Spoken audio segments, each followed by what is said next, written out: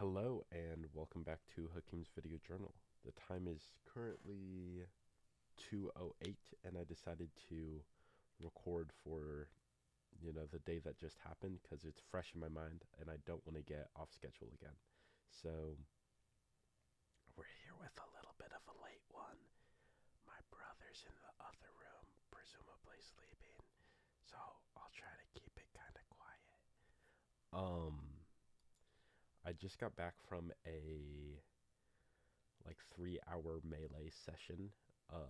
Maybe one of the hours was me playing against my friend, but he decided he isn't willing to grind melee. So we kind of just hung out and chatted, but I played a lot of melee, mainly working on wave shining, which I'm feeling a lot more comfortable at, double shining or multi shining, uh, and uh, L canceling after fast falling.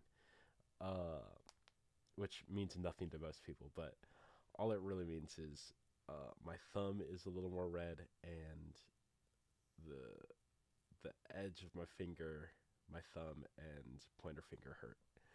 Uh, Especially when I kind of dig into them a little. Uh, but God, that game is fucking awesome. I've just been so addicted to it recently. So much so that it's kind of inhibiting my sleep.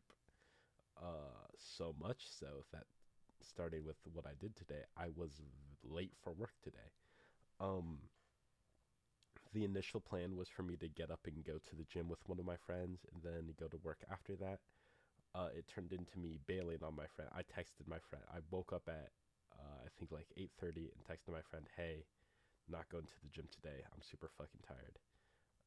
And then went back to sleep and then woke up to a call from my manager saying, "Hey, everything okay? You're not at work right now." And I then, got up and went to work. Uh, which is crazy. That's the first time anything like that has happened. Which I think is part of why my manager was so chill about it. But hoping that doesn't happen tomorrow. Getting up, going to the gym tomorrow morning, hopefully grabbing food after. But back to my day. So that's how my day started. I worked till 11 to 7, so it was more 12 to 7 today. Um, and then, oh yeah, after I went to the gym actually, so the streak of not going to the gym has been broken. And I'm really actually proud of myself. I really just wanted to have a cheat day in the gym where I just kind of go through my workout, and maybe do one exercise per muscle group. But I did my full workout. I did everything I said I was going to do in my head. And then I went and played 3 hours of melee after. So very productive day. I'm really happy to have gone to the gym and really excited to go tomorrow. Get back in that groove, get swole, get jacked and awesome and cool. Oh yeah, something I've been thinking about is wanting to kind of document, not just how my day is every day, but how I think about the world and different problems I'm having and running into. So I do want to kind of have that because I think as that changes, presumably as I live my life, that will change. I want to be able to kind of look back to where I was, uh, in these time in at this point in my life. Uh, but yeah, that's kind of my day. So what am I excited for? On Saturday there is a movie in the park. Uh, Monty Python and the Holy Grail. In Iowa City, we have a big projector and uh, screen, and it's in a park, and it's the movie in the park. I guess I don't really know how to describe it that well, but that's happening Saturday night. So I was thinking about going to that. Uh, I want to thrift Saturday morning. It's my day off, so that should also be fun. I really want to make the most of my Saturday and Sunday this week that I don't work. Uh, and fill that with hanging out with my friends. So I should get on top of planning that, but that's really exciting. Uh, as far as journaling, the only journaling I did was right before I recorded. I just wrote something down to have, I guess, both the physical and visual, or I guess digital and analog version of uh, my day to day. Speaking of digital and analog, something I've been thinking of, I guess a social problem, was the idea of digital controllers in Super Smash Bros. Melee, also known as the box controller. This is more just a. It's really more comfortable if I was able to just look here, uh, like just at my screen. It's just a lot more relaxing on my eyes to look just kind of forward instead of like up and at the camera. But I'll tough it out for now. Um, Jeez, sorry, I lost my train of thought. Box controller, Smash Bros. Yes, this is kind of just a idea of how I put together things I'm thinking about. But the I guess the question is using a box cheating. Uh, if you don't know, uh, the game is usually played on a GameCube controller specifically, but because of the amount of inputs people have to put in, or just naturally people develop wrist pain or have wrist pain and can't play the game to the fullest extent. So instead, people play on a box, or people that don't have, I guess, a disability or wrist pain or anything, play on the box because for a competitive advantage or just because they like it or whatever other reason. Um, the question is like, does that lend advantage, and if so, to what extent, and if so, is that a problem? Um, the I think the two main arguments are uh, that it does give a competitive advantage, and that advantage is not okay, and it should be banned. Or I guess the comparison would be it's like playing basketball with stilts. Like you can't just have stilts. Part of the game is like being tall or using your controller. But I've also heard it's like football players wearing gloves, where you can. There's not necessarily equal access to it, but people can get whatever controller they can wear, whatever gloves they want, and it just helps them catch the ball. You still have to play the game. The biggest concern I have with the box controller is it's a digital controller. So it's not the same as other fighting games where left as a button and left as a joystick are the same input. There's degrees of leftness in Super Smash Bros. So like the degree you put your stick matters. It's not just pressing a button with your stick. Uh,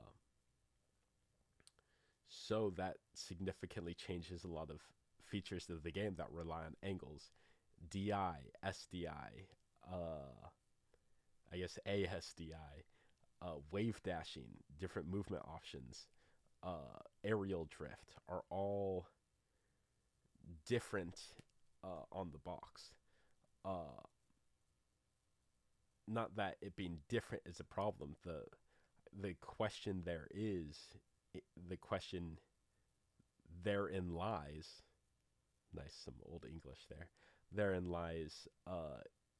Is it easier to do on the box?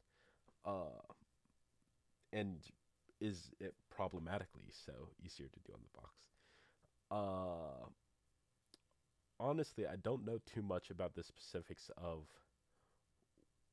I was trying to figure this out of how you play on a Smash Box or on a just leverless controller.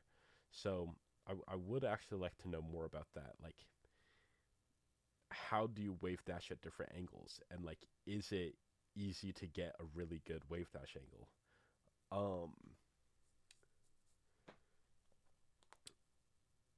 so yeah, I would like to learn more about that, but I don't like the comparison to other fighting games of like other fighting games you can use whatever controller, but it is all digital inputs instead of analog inputs.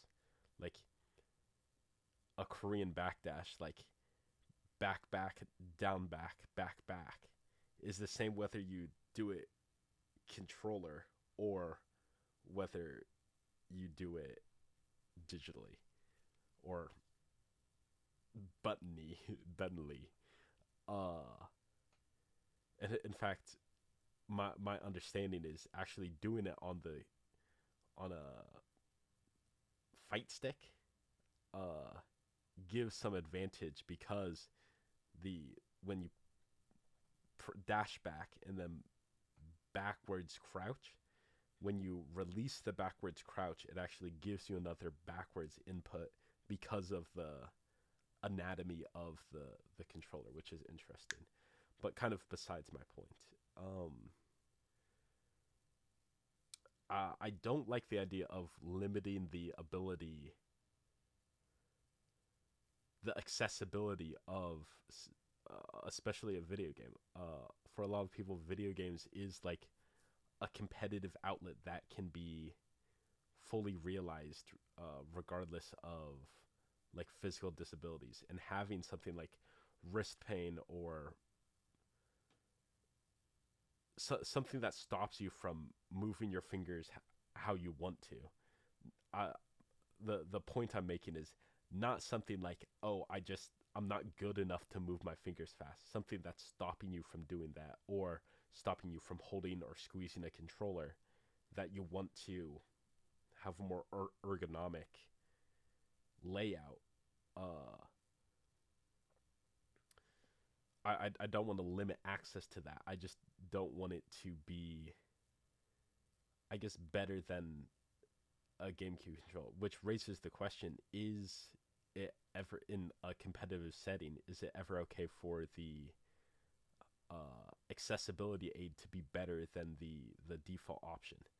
Like this was a problem in football. Actually, there was a kicker who was missing part of his foot, and he had like a my understanding is like a metal part in his shoe, like a tip to it that he would kick with, or maybe a prosthetic leg that he would kick with a shoe over it. But he was a very good kicker, uh, because of this uh, accessibility aid that he had, which was later banned from the game because they didn't want a unfair advantage to be given to people that had metal legs.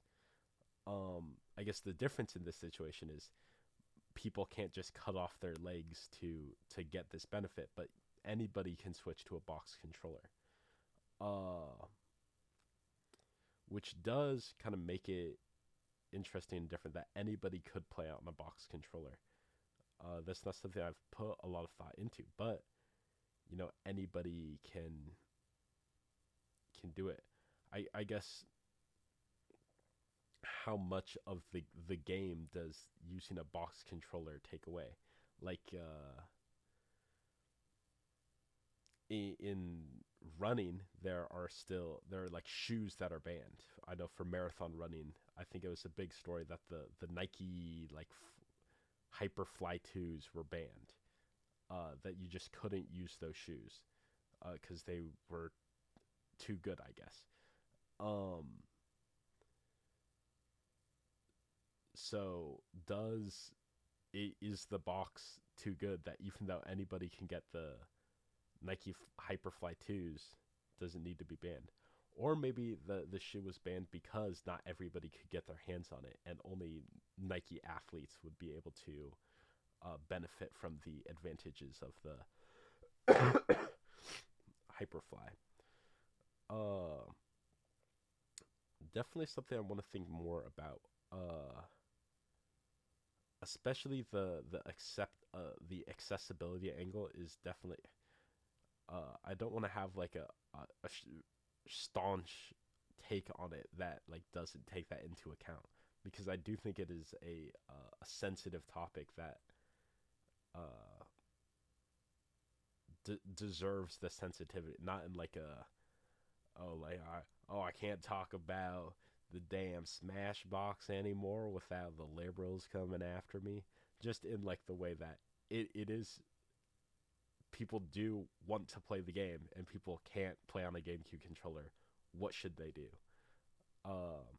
I guess it wouldn't be impossible to have like a GameCube controller flattened out, uh, like over the size of a box with two sticks and what would it be, seven buttons, left trigger, right trigger, Z or grab, uh, X, Y, A, B, and then the analog and C stick. Uh, the problem is it would kind of suck as a controller to have like two joysticks and buttons. At least in my imagination, I don't think it'd be that good. But would that be a more would that be a better example, or a more fair? Would it, I guess the question is, does having analog sticks change anything? Like, and I think the answer is yes. I think if you're against the box, you should be for an analog box. Like, it's fine to uh, have the GameCube controller formatted differently. I think the biggest problem for me, at least, is the all digital buttons is the problem I see. Uh, so yeah, I think that's kind of my thoughts on that, where it stands right now, and I think that's kind of my thoughts on the day. Longest episode in a while, 17 minutes, and I got to be up in probably like 6 hours. So no, I need to be at the gym in 6 hours. So let's say like 5 hours and 30 minutes. So late one tonight, but glad I recorded.